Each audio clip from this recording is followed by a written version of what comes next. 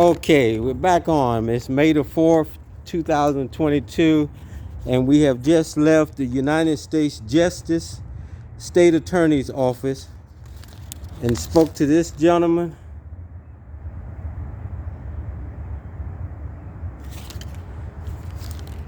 And he gave me, we had a good talk. He gave me the information to the FBI in Baltimore City.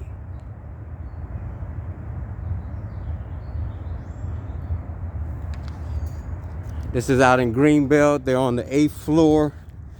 If you all have any problems with with people, you come to here.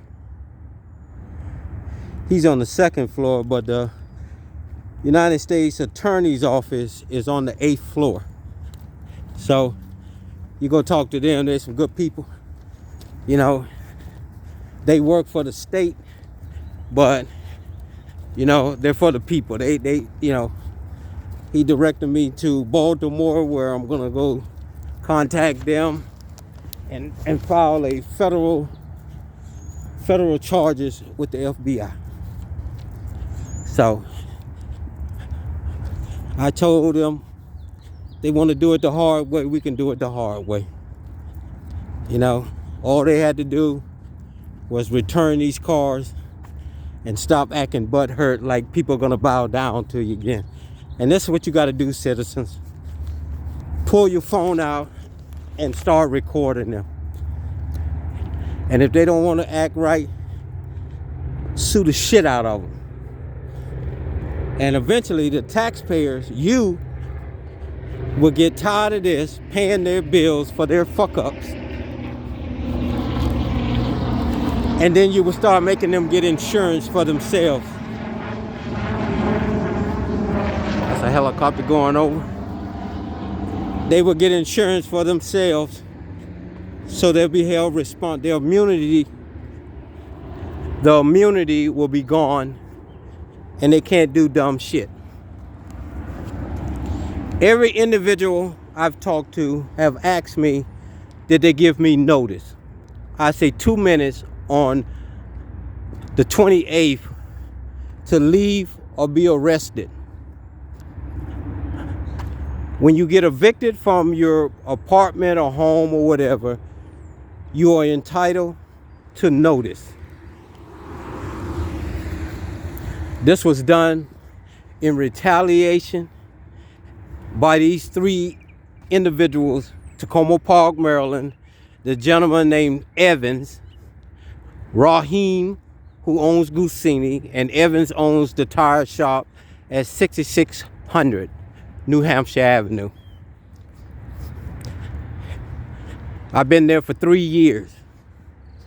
They want to say I didn't have a lease, but I keep asking them, if I didn't have a lease and I wasn't supposed to be there, how do I have keys to everything? I'm sitting there for 3 years working on people's cars. This is what happens when you catch these individuals in their act. They make excuses or try to cover up why something happened. And this is why you have to start recording everything you do when it comes to government officials or police. If you see the police on the side of the road, pull over, get your camera out and videotape, because you may save somebody's life, or you may stop someone from getting their ass whooped. And it may be one day you or your child in that predicament, and because you did it and showed and everybody's doing it, it may save your child also. Don't let these individuals scare you, saying you can't record. There are no videos anymore. Record them in the act of their duties.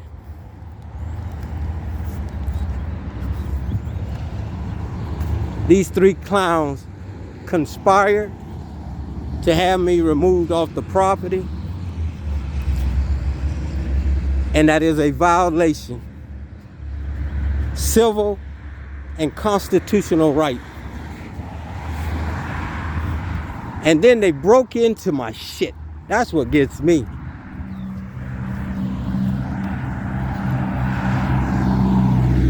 And I'm gonna tell you what my theory is on that. I told the officer that there were $20,000 inside of the van, which there was, that I had saved to buy a shop so that I could start training the youth to work on vehicles, motorcycles, and cars. And I guess they broke in there and ransacked it looking for the money. That's the only thing I could think about, because there are laptops in there, there's cameras in there, there's a whole lot of other body cam cameras in there. They didn't take none of that. They were looking for that $20,000 that they didn't find. And that's why when I got out, I went there and I got it.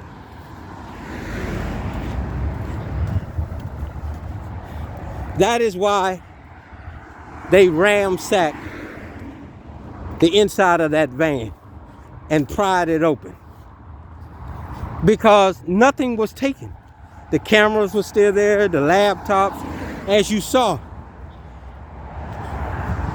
If somebody was breaking in to steal it, if it was probably the tow truck people, they would have took the cameras, the laptops, and any other valuables out of there. They weren't. So the only thing I can surmise is they were looking for that $20,000. Because I heard from some source that some of the vehicles were stolen. They were trying to say that. Not one of those vehicles was stolen. I have titles to all of them except one motorcycle or two motorcycles that were put back together under salvage when the scooter shop went out of business. I got all the parts from them and I rebuilt the bikes. So it is salvage, and I didn't get a salvage title yet for them. But I have the owner and spoke to the owner of the scooter shop, who will verify that I got the bikes from his shop in pieces and put it back together. This is a corrupt police department. And it's time somebody oversees these town police. So stay tuned, because this is going to be an interesting lawsuit. Either they're going to, ain't no either in it, they're going to return these vehicles, or they're going to buy these people brand new cars and motorcycles. And then they're going to pay me for putting me in a detention where there could possibly be covert. I was put in quarantine and put my life in danger because they didn't have no butt hurt cream to rub on each other's ass.